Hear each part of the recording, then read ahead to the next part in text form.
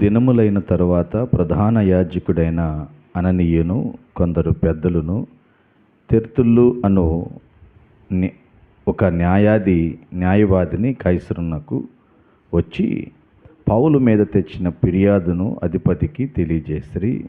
పౌలు రప్పింపబడినప్పుడు తెర్తుళ్ళు అతని మీద నేరము మోపనారంభించి ఇట్లనెను. చిన్న ప్రార్థన చేసుకున్నాం. జీవము కలిగిన తండ్రి, మహిమగల దేవ, ఈ 24వ అధ్యాయము 25వ అధ్యాయము పరిశుద్ధాత్మదేవ మీరు బోధించండి, మీరు మాతో మాట్లాడండి. మీరు మాట్లాడితే అర్థమవుతుంది ప్రభా. ఇక్కడ జరిగిన ఆ సందర్భాన్ని మేము గ్రహిస్తూ దాని ద్వారా మేము సత్యాన్ని అర్థం చేసుకుని నేర్చుకోవడానికి మీరు సహాయం చేయండి.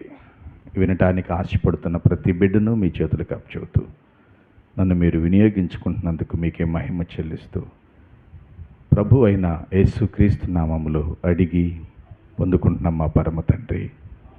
అందరం చెబుదాం ఆమేన్, ఆమేన్, హల్లెలూయా.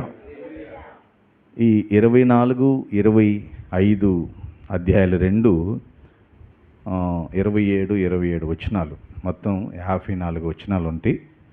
ఈ 54 వచనాల్ని మనం ఒక స్టోరీగా, ఒక 9 విషయాలుగా మనం నేర్చుకోవడానికి ప్రయత్నం చేద్దాం. మరి దీని ద్వారా దేవుడు మనకి ఏమేమి తెలియజేస్తాడో కూడా మనం గ్రహించుకుందాం, అర్థం చేసుకోవడానికి ప్రయత్నం చేద్దాం. నేను ఇలాగా దీన్ని ధ్యానం చేస్తూ వచ్చాను. ఏంటంటే కొన్ని ఇక్కడ ఎవరెవరు పేర్లు ఉన్నాయి ఈ 2 అధ్యాయాల్లో, వాళ్ళకి ఆ పేర్లకి ఆ పేరు కలిగిన వారు ఎవరై ఉన్నారు, ఏం చేస్తారు అనే విషయాలు నేను మొదటగా మీకు తెలియచేయడానికి ఇష్టపడతాను. మొదటగా అననీయ ఉన్నాడు ఇక్కడ. ఆయన ప్రధాన యాజకుడు. తర్వాత తెర్తుళ్ళు ఉన్నాడు. ఆయన వకీలు అంటే ఎవరు? లాయరు. తర్వాత యూదుల పెద్దలు అంటే వాళ్ళు మత పెద్దలు అన్నమాట. తర్వాత ఫెలిక్స్ ఉన్నాడు. ఫెలిక్స్ అంటే ఆయన గవర్నర్. తర్వాత లూసియా అనే అతను ఉన్నాడు, సహస్రాధిపతి అతను. ఆ తర్వాత అగ్రిప్ప ఇతను హేరోదు యొక్క కుమారుడు, అంటే 2వ అగ్రిప్ప అంటారు. దాని గురించి నేను ధ్యానం చేసేటప్పుడు మీకు చార్ట్ చూపిస్తాను. ఆ తర్వాత బెర్నికే అగ్రిప్ప యొక్క చెల్లెలు అనమాట. ఆ తర్వాత చక్రవర్తి అని, ఏలినవారని రాయబడి ఉంటుంది. ఆయన్ని నీరో చక్రవర్తి అంటారు. ఆ తర్వాత ఫేస్తు అంటే ఫెలిక్స్ తర్వాత ఫెలిక్స్కు ప్రతిగా వచ్చిన మరొక గవర్నర్ అనమాట. తర్వాత ఫెలిక్స్ యొక్క భార్య దురిసిల్లా. ఈమె హేరోదు యొక్క కుమార్తె. ఈమె యూదురాలు. మనం ఈ 2 అధ్యాయాల్లో వీళ్ళందరూ మనకు కనపడతారు.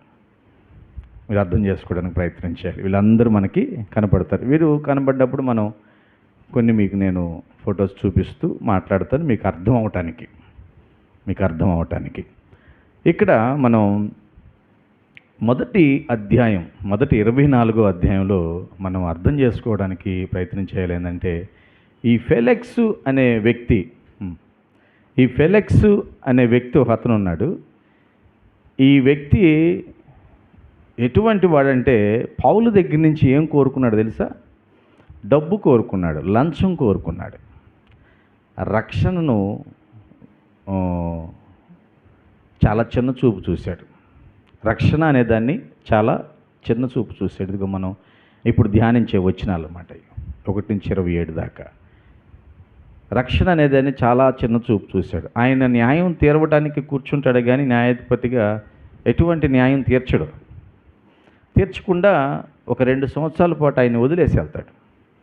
ఎందుకు న్యాయం తీర్చడంటే పౌలు ఇట్లా మాట్లాడటం వల్ల పౌలు దగ్గర ఏదైనా లంచం దొరుకుతుందేమో అని ఆశపడతాడు. ఈ ఫెలిక్స్ పౌలు దగ్గర ఏదన్నా లంచం దొరుకుతుందేమో అని ఆశపడి ఆ పౌలు దగ్గరికి భార్యాభర్తలు ఈ ఫెలిక్స్, దురిసిల్లా అనే ఇద్దరు వెళ్ళి మాటికి వచ్చి కూర్చుని ఏదో దేవుని వాక్యాన్ని వినేవాళ్ళలాగా చెప్పించుకుంటూ ఉంటారు, డబ్బులు వస్తాయని. కానీ ఒకసారి ఏమవుతుందంటే ఈయన ఖచ్చితమైన మాటలు చెబుతాడు. 24 వచనం చదువుదాం. 24 అధ్యాయం 24 వచనం.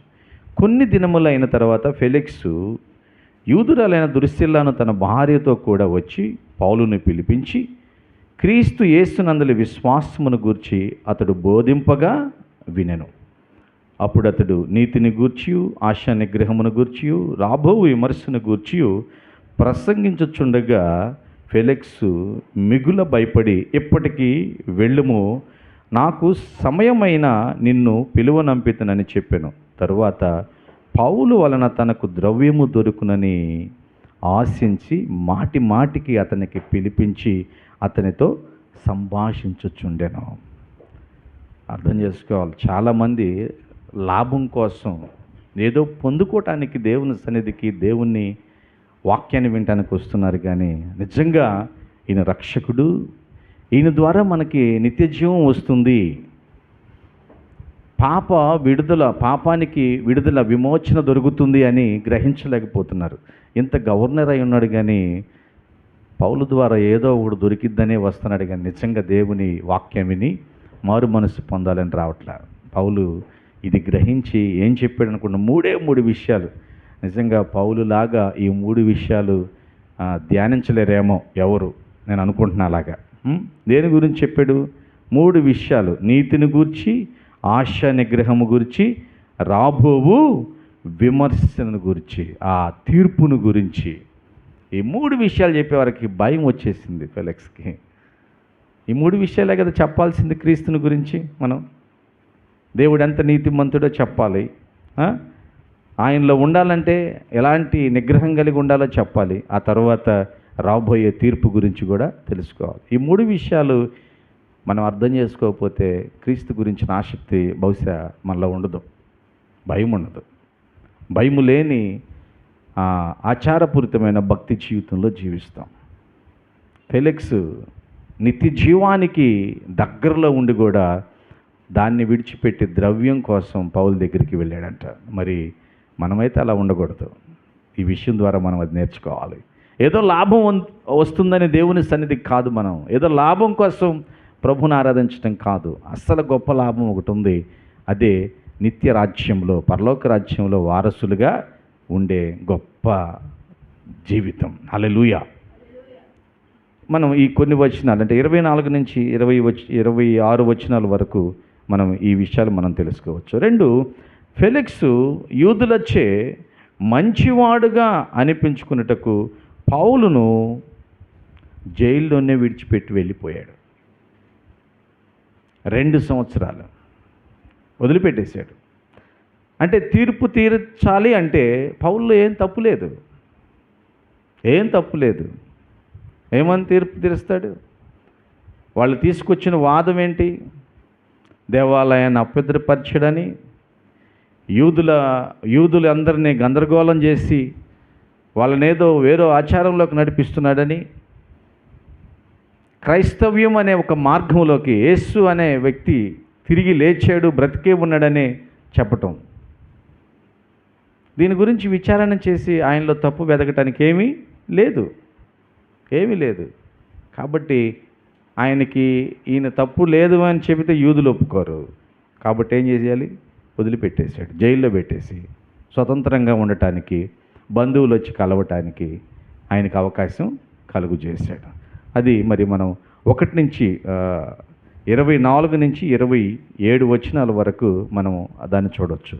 3వ విషయంగా ఇక్కడ తెర్తుల్లు అనే ఒక వకీలు గురించి మనం విన్నాం. తెర్తుల్లు అనే ఒక వకీలు, వాస్తవానికి యూదులందరూ కలిసి ఒక లాయర్ని ఎంటబెట్టుకుని వచ్చారు. ఇక్కడ ఈ లాయర్ గురించి మనం చూడాలంటే, లాయర్ గారు వచ్చినప్పుడు ఏం మాట్లాడాలి? వాదన గురించి మాట్లాడాలి కదా. యూదుల పక్షంగా వచ్చాడు. పౌలు మీద నేరారోపణ చేయాలి. పౌలు ఎంత వాడు, ఎట్లాంటి వాడని నేరారోపణ చేయాలి. కానీ ఈ తెర్తుల్లు అనే న్యాయవాది ఎక్కువగా తను తాను పరిచయం చేసుకోవటానికి, తర్వాత ఫెలిక్స్ని గణపరచడానికి సమయం ఎక్కువ పెట్టాడు. మీరు అక్కడ 24వ అధ్యాయం మనం ముందు మనం ధ్యానం చేస్తే 1-9 వచనాలు మనం చదివితే అర్థమవుతుంది. ఎక్కువ సమయం ఘనత వహించిన ఫెలెక్సా అంటే ఆయన్ని కొద్దిగా ఏం చేశాడు, గ్యాస్ కొట్టేశాడు ఆయనకి. నువ్వు చాలా మంచివాడివి, నువ్వు గొప్పవాడివి అని చెప్పకుండా సమయమంతా ఆయన్ని ఘనపరచడానికే సమయాన్ని వెచ్చించాడు. ఆ తర్వాత చెప్పాడు, ఇదిగో ఈయనంత దుర్మార్గుడు, మతాన్ని తీసుకొచ్చి యూదులందరిని గందరగోళం చేస్తున్నాడు, ఇతని ఖచ్చితంగా నువ్వు మరణశిక్ష విధించాలి అని చెప్పి తర్వాత చెప్పడం మనం చూస్తాం. మనం కూడా ఈ విషయాన్ని చూస్తున్నప్పుడు మనం కూడా అర్థం చేసుకోవాలి. ఏదైనా ఒక సందర్భం వచ్చినప్పుడు మాట్లాడాలన్నప్పుడు అనవసరమైనవి కాకుండా ఆ సందర్భాన్ని మాట్లాడితే బాగుండు కదా. వ్యర్థమైన మాటలన్నీ పెట్టుకోకూడదు, వ్యర్థమైన మాటలన్నీ. ఓ భక్తుడు ఇలా అన్నాడు, చక్కగుంది ఆ మాట నాకు. నువ్వు ఒంటరిగా ఉన్నప్పుడు దేవునితో మాట్లాడు. ఏం చేయాలంట? ఒంటరిగా ఉంటే ఎవరితో మాట్లాడాలి? 2-3గా ఉంటే దేవుని గురించి మాట్లాడు. హల్లెలూయా. బాగుందా? కానీ ఒంటరిగా ఉన్నప్పుడు మనం దేవుని గురించి పెద్దగా పట్టించుకోవట్లేదు. 2-3గా ఉంటే ఇంకా చూడు, ఇంకా మన సంభాషణ ఎలా ఉంటుంది? ఎక్కడెక్కడి అన్నీ మన దగ్గరే ఉంటాయి. అంటే సమయాన్ని చక్కగా సద్వినియోగం చేసుకుని ఏదైతే అవసరమో ఆ మాటలే మనం మాట్లాడితే చాలా బాగుండు. హల్లెలూయా. అందరం చెబుదాం హల్లెలూయా. మరి ఈ తెర్తుల్లో అయితే సమయాన్ని అంతా వేస్ట్ చేశాడు. కానీ అదే 24వ అధ్యాయం 10-21 వచనం పౌలా, ఇక మేము చెప్పాల్సింది చెప్పేసాం నీ గురించి, ఇక నువ్వేం చెప్పుకుంటావో కానించు, నువ్వు మాట్లాడు, నువ్వు చేసింది అసలు ఏంటి అని అంటే పౌలు గారు షార్ట్కట్లో సింపుల్గా ఒక మాట చెప్పేస్తాడు అనమాట. ఆ 10 వచనాలు ఆయన్ని ఎక్కడికెక్కడికో తీసుకెళ్ళడు, కానీ సింపుల్గా మాట్లాడతాడు. చూడండి, ఆ 10వ వచనం కానించి మనం చదివితే, అప్పుడు అధిపతి మాట్లాడుమని పౌలుకు సైగ చేయగా అతడు ఎట్లనను, తమరు బహు సంవత్సరం నుండి ఈ జనమునకు న్యాయాధిపతులై ఉన్నారని ఎరిగి నేను ధైర్యముతో సమాధానము చెప్పుకొనుచున్నాను. అంతే, ఒక్క వచనంలో ఆయన గురించి చెప్పేశాడు. అదే ఈయనైతే 2-3 వచనాలను ఆయన గౌరవించడానికి చెప్పాడు. మీరు చూడవచ్చు అక్కడ అనవసరమైన సమయం. పౌలు ఏం చెప్పలా, నువ్వు చాలా మంచోడివి, నీ ఎదుట నేను మాట్లాడుకోవడానికి చాలా ఆనందిస్తున్నాను, సింపుల్ అయిపోయింది. ఇక ఇక్కడి నుంచి స్టార్ట్ చేశాడు. యెరూషలేములో ఆరాధించుటకు నేను వెళ్ళిన నాటి నుండి ఇదిగో 12 దినములు మాత్రమే అయినది, తమరు విచారించి తెలుసుకోవచ్చు. ఇప్పటికి 12 రోజులే నేను యెరూషలేము వెళ్ళి. అంటే యెరూషలేములో నేనేమి నెలలుండి యెరూషలేములో ఉన్న యూదులందరినీ గందరగోళం చేయలే.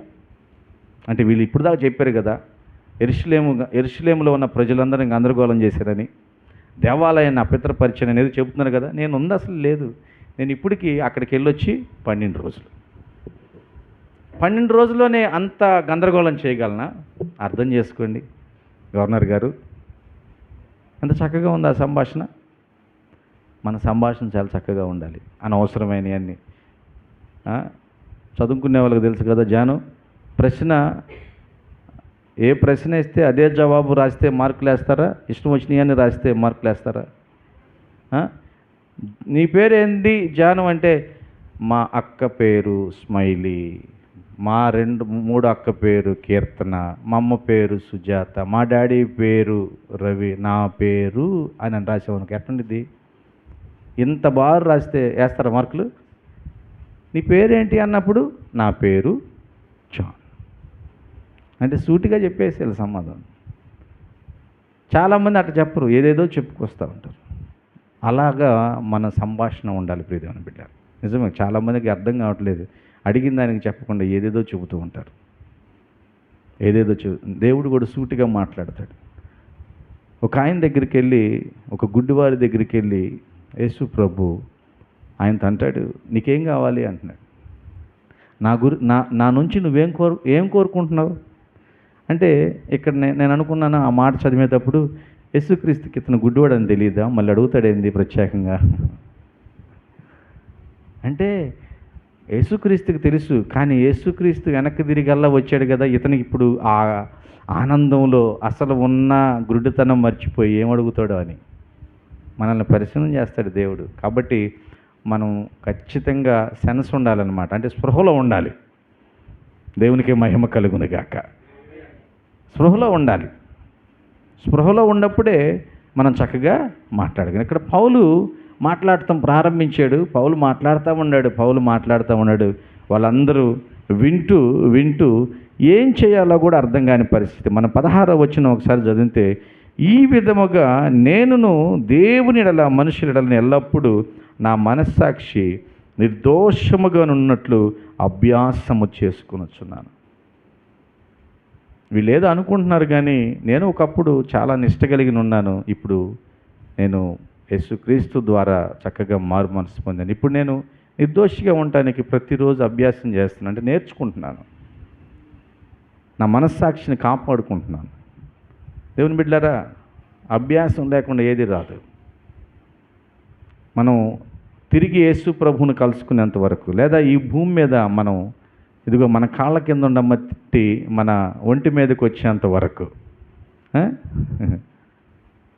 అభ్యాసం చేయాల్సిందే, నేర్చుకుంటూ ఉండాల్సిందే. హల్లెలూయా. ఇప్పుడు ఎక్కడుంది మట్టి? తర్వాత ఎక్కడికి వచ్చింది? మొహం మీద పడేస్తారు. అంతేనా జాన్? లోన కింద పండబెట్టి పాస్టర్ గారు 3 సార్లు, తర్వాత ఇంట్లో వాళ్ళందరూ ఒక్కొక్కరు వేయాలి. అంతేనా? ఇప్పుడు ఎక్కడుంది అది? మన కాళ్ళ కింద ఉంది. సో ఆ టైం వచ్చేంత వరకు క్రీస్తు యేసుని ఎరిగిన నీవు నీ మనస్సాక్షిని జాగ్రత్తగా కాపాడుకోవాలి. ఏ మట్టి, ఏ చీకటి, ఏ పరిస్థితులు అంటకుండా జాగ్రత్తగా కాపాడు. పౌలు అంటున్నాడు, నేను జాగ్రత్తగా ఉంటున్నానయ్యా, నేను జాగ్రత్తగా ఉంటున్నాను అని చెప్తున్నప్పుడు ఇక్కడ ఈయనకి ఇంకేం అర్థం కాలేదు. దీని గురించి బాగా తెలుసు కాబట్టి, ఇదేదో యేసుక్రీస్తుని గురించి లేదు పునరుద్ధానము గురించిన పరిస్థితి కాబట్టి ఇది మనం చాలా జాగ్రత్తగా హ్యాండిల్ చేయాలని ఏమనుకున్నాడంటే 22వ వచనం, ఫెలిక్స్ ఈ మార్గమును గురించి బాగుగా ఎరిగిన వాడై సహస్రాధిపతి అయిన లూసియా వచ్చినప్పుడు మీ సంగతి నేను విచారించి తెలుసుకుందనని చెప్పి విమర్శ నిలిపివేశాను. మరి లూసియా వచ్చాడో రాలేదనే తెలియదు, కానీ ముందేం చేశాడు? దాన్ని ఆపేశాడు. అక్కడి వరకు మీటింగ్ని కొనసాగించలా. అక్కడ ఆ తీర్పును ఆపేసాడు. లేకపోతే తీర్పు తీర్చాలి అక్కడ. ఆయనకి ఏదో ఒక సెక్షన్ వేయటమా, లేకపోతే ఏదైనా ముద్దాయి కాదని చెప్పాలి. ఏం చెప్పకుండా ఆపేసాడు. ఆపేసి ఫస్ట్ మనం చూసాం కదా, ద్రవ్యము నాశించి పదే అక్కడికి వెళ్ళటం. అలాగే 2 సంవత్సరాల పాటు పౌల్ని బందీఖానాలో వదిలిపెట్టేశాడండి, జైల్లో వదిలిపెట్టేశాడు. ఈ 2 సంవత్సరాలు కాలం అయిపోయిన తర్వాత ఇక్కడికి ఈ ఫెలిక్స్ స్థానములోకి మరొక వ్యక్తి వచ్చాడు. ఆయన పేరే ఫేస్తు. ఈయన వచ్చాడు. ఈయన యెరూషలేములో ఉన్నాడండి. యెరూషలేములో ఉన్నాడు. ఈ ఫేస్తు ఏం చేస్తున్నాడంటే యెరూషలేములో ఉన్నాడు. యెరూషలేములో ఉండి కైసరికి వెళ్ళాలి. యెరూషలేములో ఉన్న యూదులందరూ వచ్చారు ఈయన దగ్గరికి. యెరూషలేములో ఉన్న యూదులందరూ వచ్చి ఒక ఆలోచన చెప్పారు.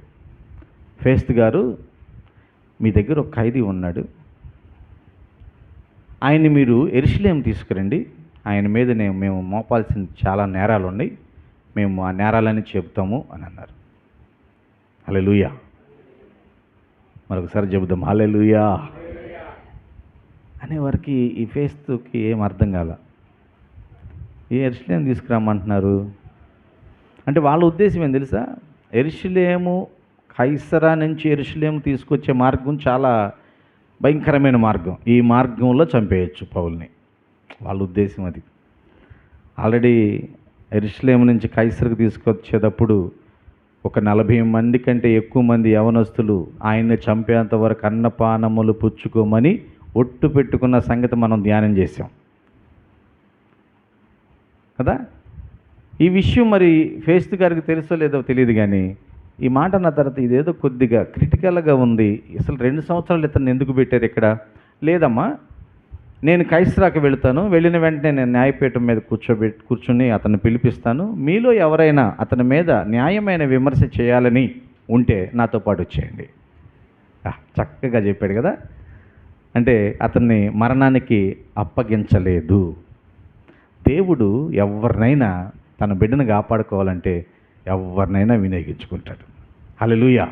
ఇప్పుడు ఫేస్తుని వినియోగించుకున్నాడు. లేకపోతే నేను ఎందుకులే మళ్ళీ అక్కడ దాకా వెళ్ళటం, ఆయన ఇక్కడికి తీసుకురండి అంటే ఈ మార్గంలో వీళ్ళు చంపాలని ప్రయత్నంలో ఉన్నారు కదా.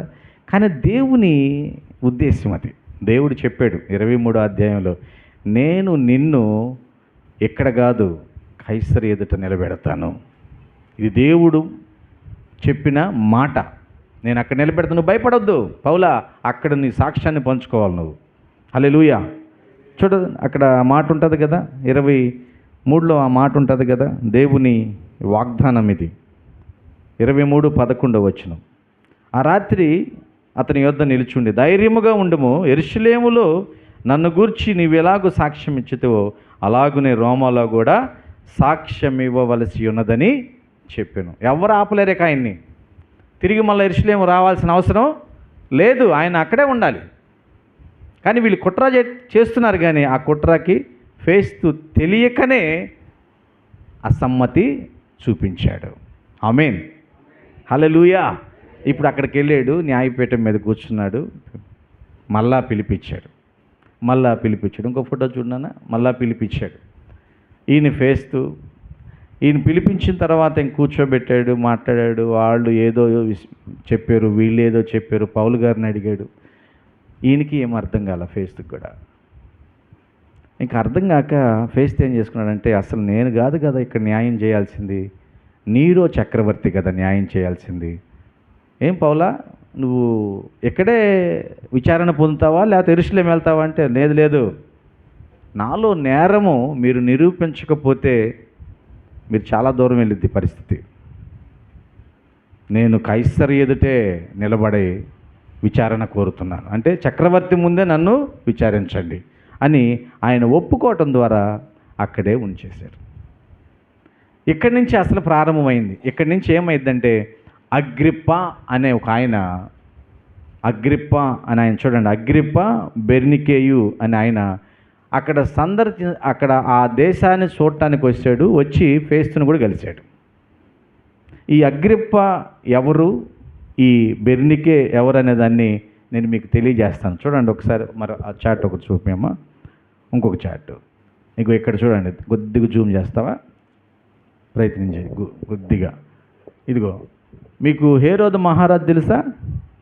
ఎక్కడుండే, ఎప్పుడు చూసారా హేరోదు మహారాజు బైబిల్లో? అక్కడ చూడండి, క్రీస్తు పూర్వం 37-4, లూకా 1:5 బెత్లెహేములో మగబిడ్డలను హతమార్చిన వాడు, మగపిల్లలందరిని చంపేయండి అని యేసుక్రీస్తు పుట్టినప్పుడు ఆయన హేరోదు. ఆయన దగ్గర నుంచి వచ్చిన చరిత్ర చూడండి. ఈ హేరోదు ఇక్కడున్నాడు చూడండి, హేరోదు ఫిలిప్ 1. ఈయన క్రీస్తు పూర్వం క్రీస్తు శకం 34 దాకా ఉన్నాడు. మత్తయి సువార్త 14:3, మార్కు 6:7 అతని మేనకోడలైన హేరోదియను వివాహం ఆడాడు. ఆయన తీసి పక్కనకు వస్తే హేరోదు ఇటువైపు అమ్మ అరిస్టోబ్యూలస్, ఆయన నుంచి కిందకు వచ్చాడు. ఇదిగో ఇక్కడ మనం చూసిన హేరోదు అగ్రిప్ప, ఈయన పాలస్తీనా రాజు. ఆయన దగ్గర నుంచి ఇక్కడికి వచ్చాడు అండి హేరోదు అగ్రిప్ప 2. ఇప్పుడు మనం ధ్యానిస్తున్న వ్యక్తి, ఇప్పుడు మనం చెప్పిన ఈ హేరోదు ఈయన. అంటే ఈయన ఎవరికి మనవడు? హేరోదు మహారాజుకి మనవడు. మీకు అర్థమైతే బాగుండు, అందుకే దీన్ని తీసుకొచ్చింది నేను. యేసుక్రీస్తు కాలంలో, పుట్టిన కాలంలో పిల్లలందరినీ చంపేయను అన్నాడే, ఆయనకి మనమడు. కిందకి రాను, ఈయన అగ్రిప్ప 2. అగ్రిప్ప 1 ఎవరో తెలుసా? అపోస్తలులు యాకోబుని చంపించాడు చూడు, మెడ నరికిచ్చేసి. ఆయన ప్లస్ పేతురుని కూడా చెరసాల్లో వేసాడు చంపాలనుకుని. ఆయన కుమారుడే ఇప్పుడు మనం ధ్యానిస్తున్న అగ్రిప్ప. ఇగో ఇక్కడ చివరుంది బెర్నికే. ఈ బెర్నికే ఎవరిని చేసుకుంది? సొంత అన్నదమ్ముడిని చేసుకుంది. భయంకరమైన పాపం. ఈమె బెర్నికే సొంత అన్నదమ్ముడు. ఇందాక మనం ధ్యానం చేసాం, దుర్సిల్లా ఫెలెక్స్ భార్య. దుర్సిల్లా ఎక్కడే ఉంది చూడండి. యూదయ ప్రాంతపు అధిపతి అయిన ఫెలెక్స్ భార్య. ఇతని ఎదుటనే అపోస్తలుడైన పౌలు విచారణకు నిలబడ్డాడు. ఇప్పుడు దాకా మనం ధ్యానం చేసాం. వాళ్ళిద్దరే వచ్చారు. అర్థమైతే బాగుండు. దేవునికి మహిమ కలుగును గాక. హేరోదు యొక్క చరిత్ర విన్నాం మనం. Agrippa 1, Agrippa 2. అంత దుర్మార్గుల ఎదుట ఒక నీతిమంతుడుగా బ్రతుకుతూ దేవుని సేవకుడుగా ఉన్న పౌలుని నిలబెడుతున్నారండి. వాళ్ళు దుర్మార్గులు కదా. వాళ్ళలో నుంచి హేరోదియాని చూసాం. అంత దుర్మార్గపు జీవితాలు. వాళ్ళు ఏం న్యాయం చేస్తారండి? ఏమి న్యాయం తీరుస్తారు? అసలు వాళ్ళకి నీతి లేదు. వీళ్ళకి మరి ఇతని మీద ఏం న్యాయం చేస్తారు? పౌలు గారికి ఏ న్యాయం జరగదు. కానీ ఇక్కడ ఫేస్తు అనే వ్యక్తి విచారణకు చేయటానికి వీల్లేదు. ఫేస్తు గవర్నర్. నీరో చక్రవర్తి ఉంటాడు రోమాకి. నీరో చక్రవర్తి ఉంటాడు. చక్రవర్తి న్యాయం తీర్చాలి. ఇక ఇప్పుడు అన్నీ విచారించిన తర్వాత ఆయన దగ్గర తప్పేం కనపడలా. ఇప్పుడు పెద్ద ఆయన దగ్గరికి పంపించాలంటే ఏదో తప్పుని రాసి పంపించాలి. అదే టైంలో ఈ అగ్రిప్ప, ఈ బెర్నికే, అతని చెల్లెలైన బెర్నికే, అంటే భారీగానే చేసుకున్నారు అనుకోండి, వాళ్ళిద్దరు వచ్చారు. వాళ్ళందరూ ఆడంబరంతో న్యాయపీఠం దగ్గర తీసుకొచ్చి కూర్చోబెట్టారు. మంచి దుస్తులు వేసుకుని, ఏమంటారు, ఎక్కడికైనా వస్తుంటే మేళ తాళాలు కొట్టుకుంటూ వస్తారు కదా, అట్లా తీసుకొచ్చారు, కూర్చోబెట్టారు. అప్పుడు అంటున్నాడు ఫేస్తు, అయ్యా అసలు మిమ్మల్ని మీరు వచ్చంగానే ఈ పౌలు గారిని పిలిపించడానికి కారణం ఏంటంటే, ఇప్పుడు నీరో చక్రవర్తి దగ్గరికి నేను పంపించాలి. అది కాదు నన్ను రెండోది, నీరో చక్రవర్తి దగ్గరికి పంపించాలి. ఇదిగో వెనకాల ఉన్నాను, బెర్నికే పంపించాలి. కాబట్టి ఇప్పుడు ఇతన్ని విచారించి ఇతని మీద తప్పేదన్నా మీరు చెబితే నేను లెటర్ రాసి నీరో చక్రవర్తికి పెడతా. ఆ తర్వాత వాళ్ళు ఏదో చేసుకుంటారు. నేను ఇతన్ని నీరో చక్రవర్తి ముందు పౌలు గారిని నిలబెట్టాలంటే నేను ఒక లెటర్ రాయాలి. లూసియా ఒక లెటర్ రాసి కదా ఫెలిక్స్ దగ్గరికి పంపించింది. ఇప్పుడు నేను కూడా ఫేస్తు గవర్నర్గా నీరోకి లెటర్ రాయాలి. లెటర్ రాయాలంటే ఇతనిలో తప్పు చూపించాలి, మీరు విచారించండి. అర్థమైందా? హల్లెలూయా. ఇంతటితో 25వ అధ్యాయం కూడా ముగిసిద్ది. ఏమీ లేదు. 26వ అధ్యాయంలో ఇక పౌలు గారు అగ్రిప్పతో మాట్లాడుతూ ఆయన సాక్ష్యాన్ని పంచుకుంటాడు. తర్వాత మనం విందాం. మరి ఇన్ని విషయాల్లో నేను నేర్చుకున్నది ఏంటి? నేను నేర్చుకున్న దానికంటే మొదటిగా ప్రభువైన యేసుక్రీస్తు వారు చెప్పిన మాటలు నెరవేరుతున్నాయి. ఆమేన్. హల్లెలూయా. ఏం చెప్పాడు యేసు ప్రభు? ఏం చెప్పాడు చూడండి. మత్తయి సువార్త ఏం చెప్పాడు యేసు ప్రభు? మత్తయి సువార్త 10వ అధ్యాయం 16వ వచనం. ఇదిగో తోడేళ్ల మధ్యకు గొర్రెలను పంపినట్టు నేను మిమ్ములను పంపుచున్నాను గనుక పాముల వలె వివేకులను, పావురం వలె నిష్కపటులై ఉండి మనుషులను గురించి జాగ్రత్త పడుడి. ఎవరి గురించి? జాగ్రత్త పడుడి. వారు మిమ్మును మహాసభకు అప్పగించి తమ సమాజ మందిరములు మిమ్మల్ని కొరడాలతో కొట్టిస్తారు. పౌలు గారిని కొట్టారా లేదా? కొట్టారు. వీరికిని అన్యజనులకును సాక్షార్థమై నా నిమిత్తము మీరు అధిపతుల యొద్దకును రాజుల యొద్దకును తేబడుదురు. అగ్రిప్ప పాలస్తీనా ప్రాంతానికి రాజు. హేరోదు పాలస్తీనా రాజు. ఆ తర్వాత నుంచి వీళ్ళందరూ పాలస్తీనా రాజులు. వాళ్ళు ఇప్పుడు రాజుల దగ్గర నిలబడ్డాడా లేదా? పౌలు నిలబడ్డాడు. వారు మిమ్మను అప్పగించినప్పుడు ఎలాగూ మాట్లాడదుము, ఏమి చెప్పుదుమని చింతింపకుడి. మీరేమి చెప్పవలనో అది ఆ గడిలోనే మీకును అనుగ్రహింపబడును. మీ తండ్రి ఆత్మ మీలో ఉండి మాట్లాడుచున్నాడే కానీ మాట్లాడువారు మీరు కారు. పౌలు గారు కాదు మాట్లాడేది, దేవుడు మాట్లాడతాడు. హల్లెలూయా. ఇది దేవుడు తన బిడ్డలకు ఇచ్చిన వాగ్దానం. జరిగింది. ఇది పౌలు గారి జీవితంలో జరుగుతుంది, అపోస్తులందరి జీవితంలో జరుగుతుంది. అసలు పౌలు గారు రక్షించబడిన వెంటనే, పౌలు గారిని యేసుక్రీస్తు దర్శించిన వెంటనే అపోస్తుల కార్యం 9వ అధ్యాయంలో పౌలు గారితోనే డైరెక్ట్గా అంటాడండి. 15-16 వచనాలు 9వ అధ్యాయం అపోస్తుల కార్య గ్రంథము 9వ అధ్యాయం 15వ వచనం. అందుకు ప్రభు, నువ్వు వెళ్ళుము, అన్ని జనుల ఎదుటను, రాజుల ఎదుటను, ఇశ్రాయేలు ఎదుటను నా నామం భరించుటకు ఇతడు నేను ఏర్పరచుకున్న సాధనమై ఉన్నాడు. ఇతడు నా కొరకు, నా నామము కొరకు ఎన్ని శ్రమలను అనుభవింపవలెనో నేను ఇతనికి చూపుదునని అతనితో, పౌలుతో చెప్పాడండి. నేను నిన్ను ఏర్పాటు చేసుకున్న నా ఆయుధాన్ని నువ్వు, నీ ఎన్ని బాధలు వచ్చినా నా కోసం భరిష్టమే నువ్వు. హల్లెలూయా. దేవుని బిడ్డలారా, ఈ మాటలు వింటున్నాం. మరి మన జీవితంలో ఏం కోరుకుంటున్నాం మనం?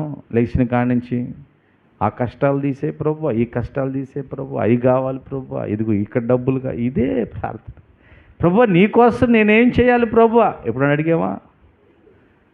నీకోసం నేను ఇది చేయాలి ప్రభువా, నేను స్వార్థకి వెళ్ళాలి ప్రభువా. ఒక భయంకరమైన ఊబులో ఉన్నారు యవనస్తులు, భయంకరంగా తప్పిపోతున్నారు ప్రభువా, చెప్పిన మాట వింటలేదు, ఇప్పుడే విచ్చలవిమైన జీవితాన్ని జీవిస్తున్నారు ప్రభువా. మరి వారిని రక్షించడానికి నేనేం చేయాలి ప్రభువా? ఎప్పుడైనా ప్రార్థన చేసావా? దేవుని బిడ్డారా, యేసు ద్వారా మనందరం రక్షించబడ్డాం. మరి రక్షణ లేని వారికి ఇదిగో పౌలు వలె మనం ముందుకెళ్ళాలి. ఏదో వస్తుంది పోతుంది అని చెప్పి దేవుని సన్నిధికి ఫెలెక్స్ లాగా మన జీవితాలు ఉండకూడదు. పౌలులాగా ఏదైనా నాకు లాభమే, హల్లెలూయా, కష్టమైన మరణమైన నాకు లాభమే అన్నట్లుగా మనం ముందుకెళ్ళాలి. మరి ఆ రీతిగా వెళదామా? ఆయన మన కొరకు చేసిన త్యాగానికి మనం ఏమి ఇవ్వగలం? ఏమి ఇవ్వలేమండి. ఒక్క వ్యక్తిని యేసు వైపు నడిపిస్తే అదే గొప్ప భాగ్యం. సో ఆ రీతిగా మనందరం జీవించాలని ప్రభు పేరిట ప్రేమతో తెలియజేస్తూ ఈ కొద్ది మాటలు ముగిస్తున్నాను. దేవుడు